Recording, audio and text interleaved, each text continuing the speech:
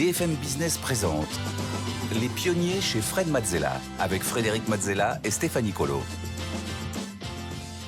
Au sommaire des pionniers cette semaine, le tête-à-tête avec une pionnière, la première femme à avoir lancé un fonds d'investissement de plus de 200 millions de dollars. C'est également la fondatrice de France Digital, la plus grande association de start-up et d'entrepreneurs et d'investisseurs en Europe. Elle est également la fondatrice du premier fonds d'investissement qui aligne les intérêts des sociétés et de la planète et des investisseurs. C'est possible. Nous aurons l'immense honneur et plaisir de recevoir Marie Eklund. Et en deuxième partie de l'émission, c'est le pitch avec deux entrepreneurs. Cette semaine, Pauline Guéné, cofondatrice d'un duo qui entend révolutionner le secteur du textile, et Achille Morin-Lemoine, le cofondateur de Sirius, qui veut lui aider les entreprises à éviter les risques de cyberattaques. Enfin, en dernière partie d'émission, Fred répondra à toutes vos questions.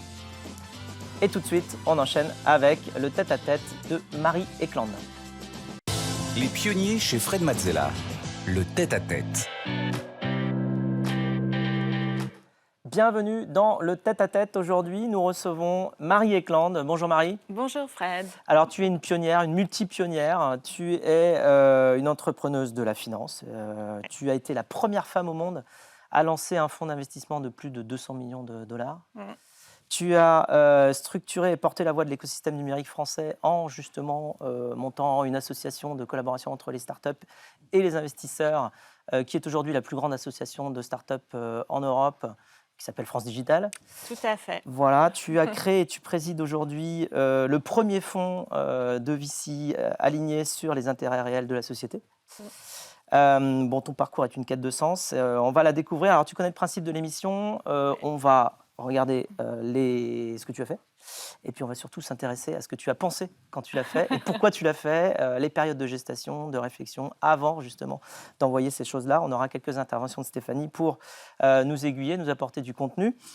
On va commencer par le début. Donc, tu es né le 13 août 1975. Tu as grandi entre Paris et Vancouver. Est-ce que tu peux nous parler un peu de ton éducation multiculturelle ? Oui, alors moi j'ai eu la chance, donc je suis née à Paris, j'ai passé la plupart de mon enfance à Paris, mais j'ai eu ces parenthèses un peu dorées parce que mon père est chercheur en maths, il avait des années sabbatiques à Vancouver. Et donc j'ai grandi aussi à Vancouver avec ces années-là, où du coup ce qui est très intéressant, c'est que c'est une ville qui a été extrêmement proche de la nature, où tu as un rythme de vie et une culture qui n'a rien à voir, et qui est très proche des peuples autochtones, qui est très proche de la nature. Il y a les montagnes, enfin c'est un endroit qui est absolument splendide, où tu as la mer, la montagne, etc. Et donc ça a aussi contribué à ce que dès le départ, moi je savais que quelque part j'avais un référentiel qui était multiculturel, à la fois en termes de pays, puisqu'il y avait le Canada et la France, aussi parce que mon père a des origines norvégiennes, mais aussi en termes de culture propre, parce que ma mère est une fille de boucher du marché d'Aligre, à Paris, avec, tu sais, ce sens du travail bien fait, et qui aussi a été super important pour moi, quoi. Et donc, tu as une connexion à la fois internationale et aussi de différents milieux, Ouais. à la fois très intellectuelle par ton père, qui est donc un scientifique, un grand scientifique, et par la connexion avec la vraie vie, j'ai envie de dire, la vie de tous les jours. Ouais.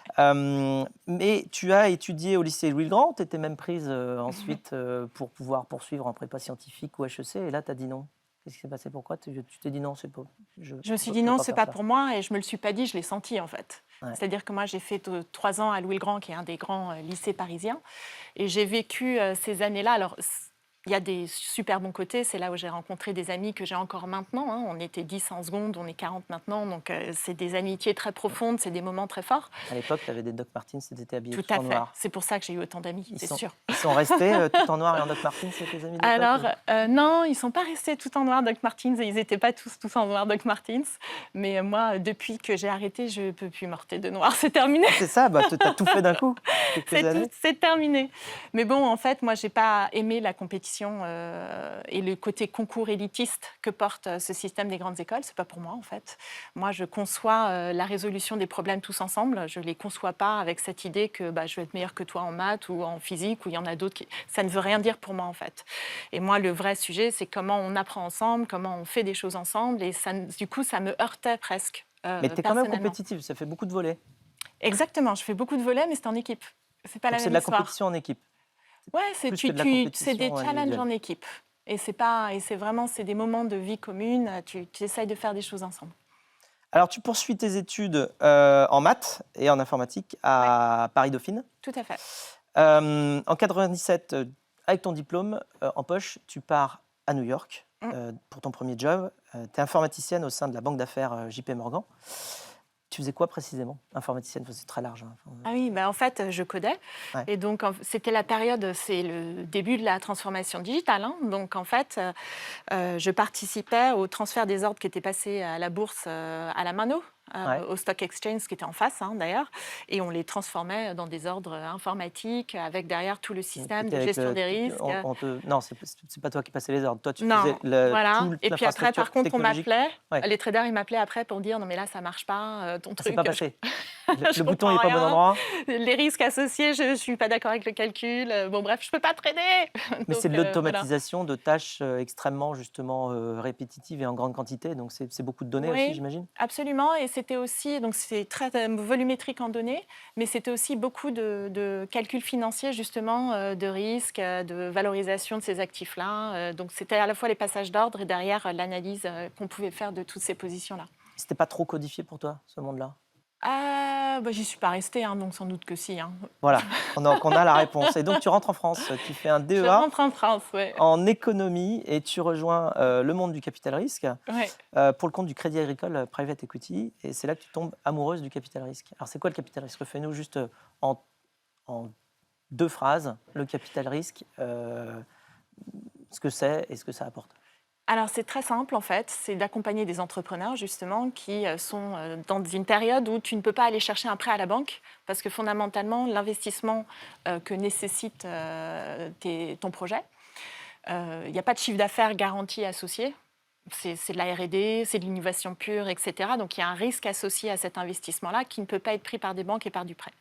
Et donc, c'est des gens comme nous qui le prenons et qui, en échange de ça, on prend des parts dans l'aventure. Donc, on part des parts de l'entreprise. Et le but du jeu du métier, c'est qu'on revende ces parts à un moment donné en ayant effectué une plus-value, donc en les ayant revendues beaucoup plus cher que ce qu'on les a achetées. Mais si l'entreprise fait faillite, on a tout perdu. Tu les revends à zéro, quoi. Voilà. Donc, tu les revends pas. Et donc, tu restes 5 ans au Crédit Agricole, tu changes de cap en 2005, grâce à Xavier Lazarus notamment. Ouais. Qui te propose de rejoindre son fonds de capital risque Elaya, spécialisé dans l'économie du numérique justement. Alors la culture te correspond mieux? Oui, pourquoi tu as déjà bougé? Xavier, c'est celui qui m'avait embauché dans le métier, on va dire, puisque quand à la fin de mes études, je ne savais pas tellement quoi faire. C'était l'an 2000 et tout le monde m'avait dit va bosser dans une start-up. Et d'ailleurs, Xavier Lazarus, il connaît très bien toutes les start-up de Paris. Là, va voir Xavier, il te dira pour laquelle travailler. Et en fait, j'ai été le voir et il m'a dit va pas du tout travailler dans une start-up, mais viens travailler avec moi, parce que je suis en train de monter l'activité capital risque de Banque CPR à l'époque. Donc Xavier, en fait, j'avais déjà beaucoup travaillé avec lui. On s'était bien entendu. Et effectivement, moi, aller quelque part dans un monde qui était beaucoup plus entrepreneurial, une structure comme Elaya qui a été quand même à ses débuts versus la grande banque Crédit Agricole, Crédit Lyonnais, ça m'allait beaucoup mieux.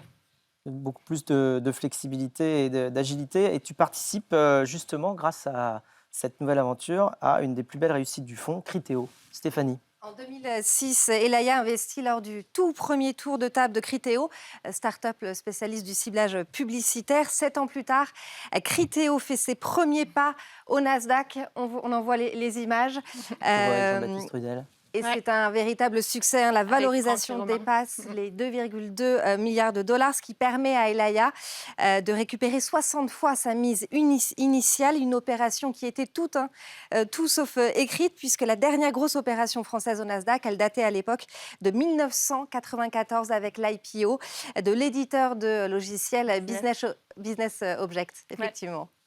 Alors pourquoi tu as cru dans Criteo si tôt, si vite, si fort?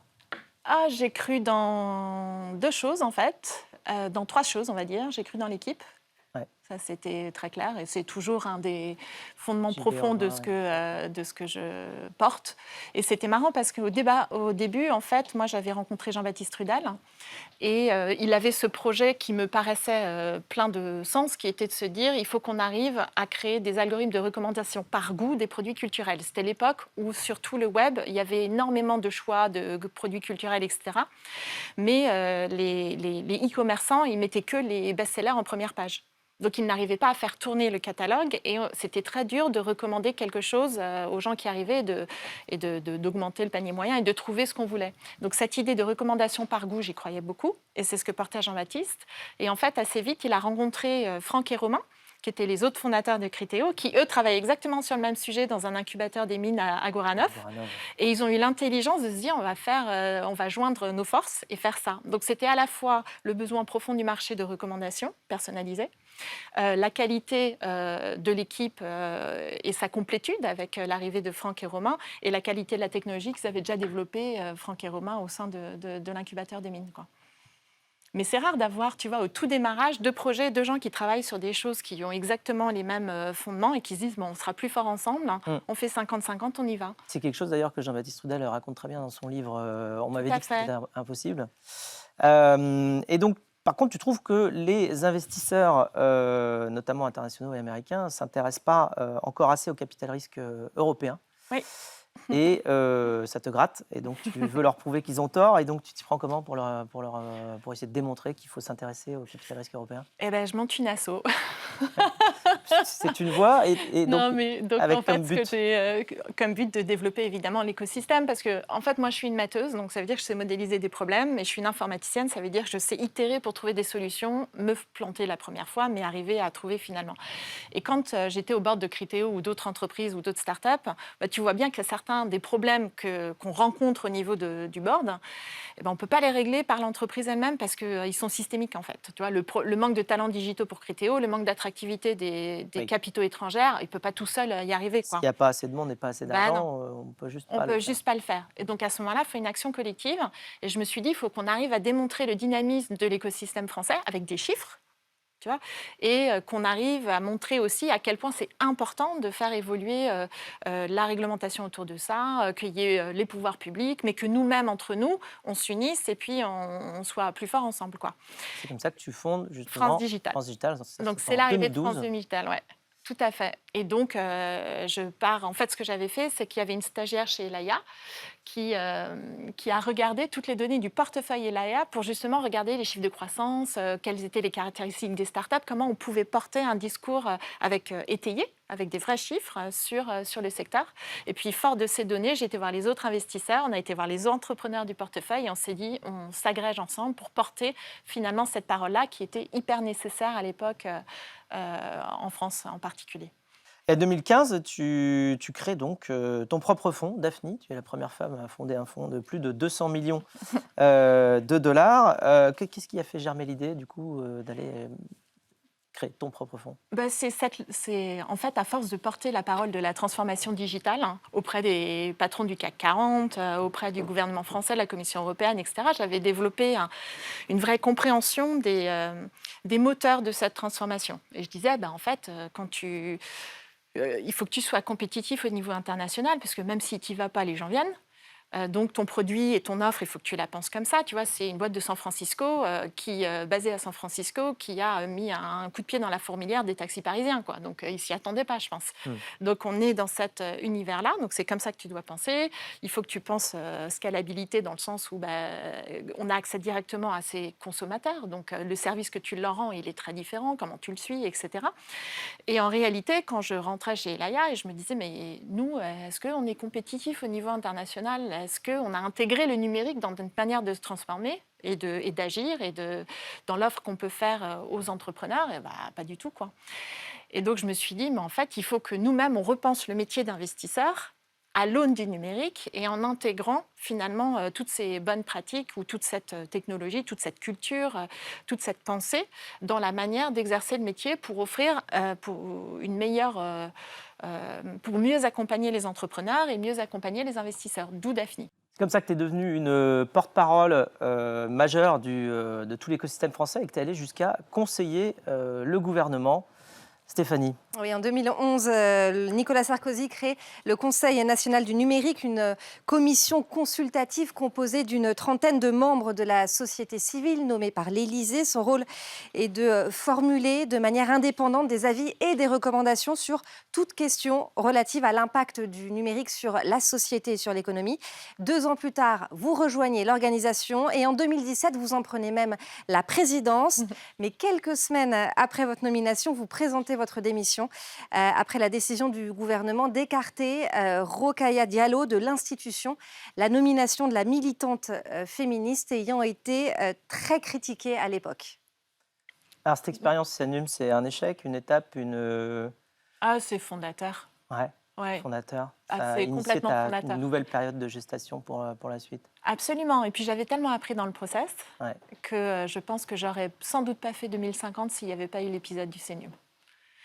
Voilà, donc c'était trop c'est politique vraiment, tu vois, et tu as ça voulu fait- faire quelque chose de plus... donc partir justement avec plus de liberté pour la suite. Absolument. Je veux dire, à partir du moment où c'est devenu politique, moi, c'est pas mon sujet. Moi, Ouais. je suis une femme de terrain. En fait, je suis une femme d'action. Moi, j'essaye de comprendre les problèmes et d'apporter des solutions. Et le CNUM et le projet que j'avais porté à l'époque, qui s'appelait Penser demain, qui était de réunir vraiment des membres à la fois de la société civile, de la recherche, du monde académique et aussi du monde business, pour poser un diagnostic sur quelle est la société qu'on veut construire et comment on met le numérique au service de ça. Oui. Tu vois, et du coup, il y avait vraiment eu cet effort de prendre des gens qui venaient pas du tout du numérique, comme l'agricultrice Perrine Hervé-Gruyère qu'on voit dans Demain, tu sais, c'est la ferme du Bec et Loin.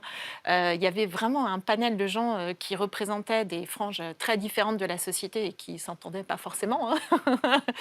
Mais avec ce pari qui est de dire, posons un diagnostic assez complet en fait des problèmes auxquels on fait face, hein, pour essayer de comprendre comment est-ce qu'on peut trouver des solutions et construire un monde qui soit juste, qui soit durable et comment est-ce qu'on veut que le numérique nous aide en fait à le construire.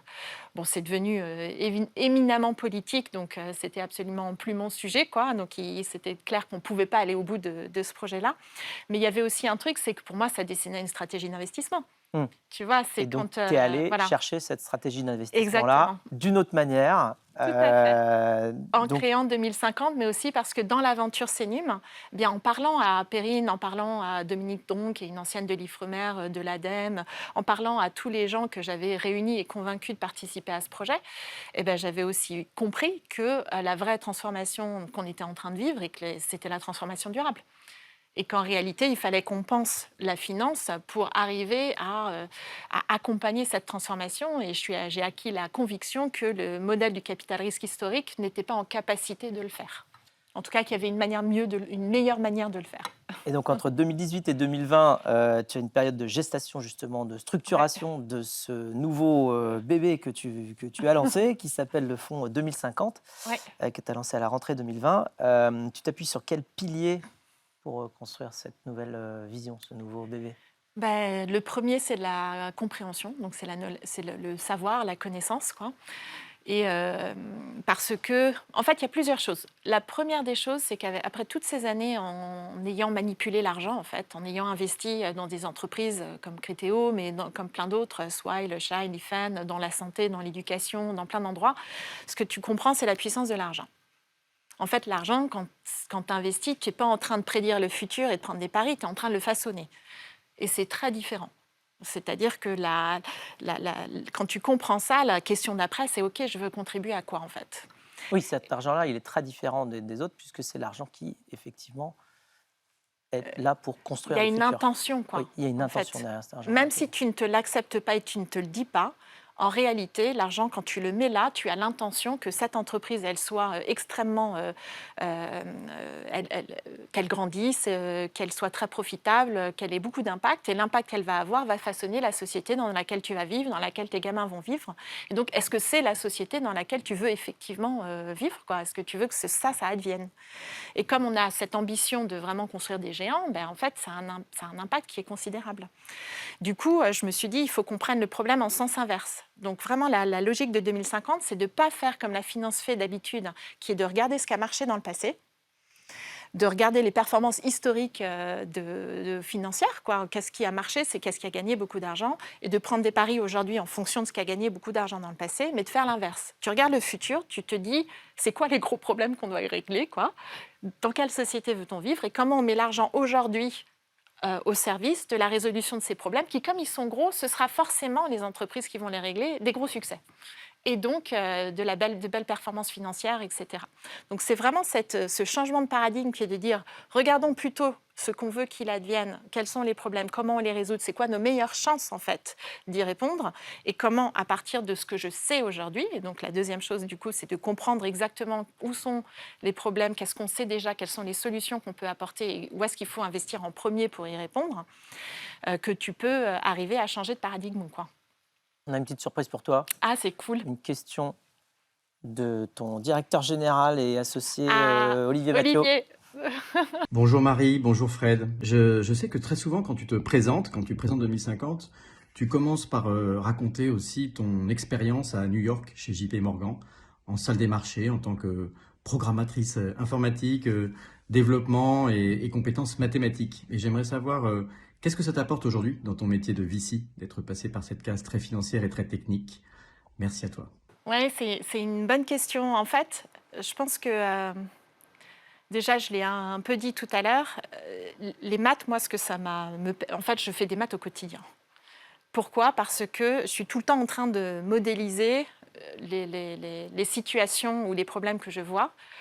Et rien que d'arriver à faire ça, et de le faire, pas que pour 2050, hein, de le faire pour toutes les sociétés ou les entrepreneurs que j'accompagne. Souvent, c'est pas rare que, tu vois, dans un board, je me lève, je vais au tableau, et parce que je sens que les énergies, elles convergent pas du tout, et il y en a un, il dit, bah non, il faut faire ça, l'autre, il dit, bah non, il faut faire ça. Enfin, tu vois, le truc, il part, tu sens que on n'est plus sur les bons sujets, quoi. Là, tu te dis, Et ben, les je maths me vont lève. nous sauver. Exactement. Je vais au tableau blanc, je te jure, c'est vrai. Et je dis, bon, est-ce qu'on est d'accord que le problème qu'on cherche à régler, c'est ça ? Et là, évidemment, on dit, bah non, parce que tel truc, tel truc et tout. Alors, tu si on dis, n'est pas d'accord sur le problème, déjà. Exactement. Et donc, en fait, tu changes les hypothèses de base, tu dis, OK, donc en fait, est-ce que c'est ça ? Est-ce que c'est ça ? Puis quand tu arrives à canaliser les énergies et tout le monde a identifié le problème qu'on cherche à régler, et bien là, déjà, tu as fait un pas énorme parce que tu as conduit tout le monde dans un mode constructif pour se dire, bon, ben ça, c'est le truc qui nous rassemble et qu'on veut régler ensemble. Et là où l'informatique agit, c'est que derrière, je suis en capacité de créer un chemin de pensée pour trouver une première ébauche de la solution. Donc, du coup, tu vois, je suis capable de les emmener dans un chemin de résolution parce que c'est ce que j'ai pratiqué en codant, en fait. Et la deuxième chose où je pense que l'informatique, ça m'a super appris, c'est que j'ai une plasticité naturelle à itérer. C'est pas parce qu'on a trouvé une réponse à un moment donné sur un problème qu'on s'est posé ou sur une situation donnée qu'en fait, c'était la bonne solution, quoi. Alors, de la première expérience en VC Crédit Agricole jusqu'à aujourd'hui, en 2050, tu as été membre de combien de boards au total ? Est-ce que tu sais ? Nous, on a compté. On en a 37. Ah ouais, quand même. Ouais, 37 boards. Je sais, quand on a préparé, tu m'as dit une petite vingtaine. En fait, non, c'est 37. Entre Londres, Lorient, Los Angeles, Lyon, Marseille, Montpellier, Montréal, New York, Paris, San Francisco, Stockholm, Toulouse. Ouais. Et donc, ça fait du monde. Il y a une trentaine de startups, il y a des sociétés cotées, il y a des universités, fondations, associations. Alors, j'ai une dernière question pour toi pour conclure. Donc là, on voit toute l'équipe de Swile. Loïc qui est là, Soubéran. Il y a Thibaut qui est un des administrateurs indépendants depuis le tout début avec nous. Eric Pantera, le directeur technique de TIDS qui a rejoint récemment, qui était TIDS et qui a rejoint Swile. Maintenant, il est directeur technique chez Swile. Et Jonathan Uzerovici qui est maintenant chez... j'oublie à chaque fois le nom, mais enfin, on coupera cette partie-là, mais qui est un des investisseurs historiques aussi. Il était chez Euraseo. Et donc, ma dernière question pour conclure, c'est... avant 2050, disons, à horizon 2030, comment tu vois la position de la France en ce qui concerne la tech et l'impact dans le monde ? Alors, il ne faut pas oublier que moi, je suis dans cette logique, on façonne le futur et on ne prédit pas. Donc, ce que j'espère que la France va prendre comme position, c'est Je pense qu'on a une vraie carte à jouer. Je crois vraiment que la transformation durable, elle est encore plus profonde que ce qu'on a vécu dans le digital et que ça Quand va... tu penses durable, tu penses environnement, social, tu penses les deux. Les deux. C'est vraiment... Je pense que c'est les deux parce que l'un ne peut pas aller sans l'autre. On ne peut pas avoir une transition environnementale si elle n'est pas juste parce que c'est les populations les plus défavorisées qui vont souffrir de l'environnement le plus, en fait, des problèmes de réchauffement climatique, etc. Et l'Europe est en réalité extrêmement en avance d'un point de vue réglementaire sur le sujet et en train de pousser la Commission actuelle, elle est en train de pousser extrêmement fort sur la transformation de l'économie et que si on arrive justement à en faire une opportunité et à l'idée quelque part cette transformation durable, on a une vraie carte à jouer pour de reprise de leadership économique en fait. Et on sera mieux préparé et on sera plus résilient en tant qu'économie mais aussi en tant que société puisque cet alignement du business avec la société et la planète, j'y crois beaucoup et je pense que c'est une vraie priorité. Et la France là-dedans, parce que ça c'est au niveau européen, on est au niveau européen, ceux qui mènent la danse en termes de ceux qui sont vraiment devant nous, c'est les pays nordiques. Ils pensent écosystème par nature, ils ont déjà intégré énormément de choses à la fois sur la partie sociale et environnementale. Tout l'écosystème des investisseurs qui sont un peu mes co-investisseurs naturels, ils sont beaucoup plus dans les Nordiques qu'en France. En fait, il y a beaucoup de nouveaux fonds qui se créent sur le climat, sur l'impact là-bas. Et j'espère qu'en France, on va non seulement suivre leur voie, mais aller encore plus loin que ce qu'ils font et y aller, quoi. Voilà, La donc France, je lui pionnière de souhaite, la tech et de la l'impact tech en fertile. environnement et social. Parfait, merci beaucoup Merci. Marie de nous avoir Merci, partagé Fred. ta passion, ton énergie. Et quant à nous, on se retrouve juste après pour le pitch. Les pionniers chez Fred Mazzella sur BFM Business.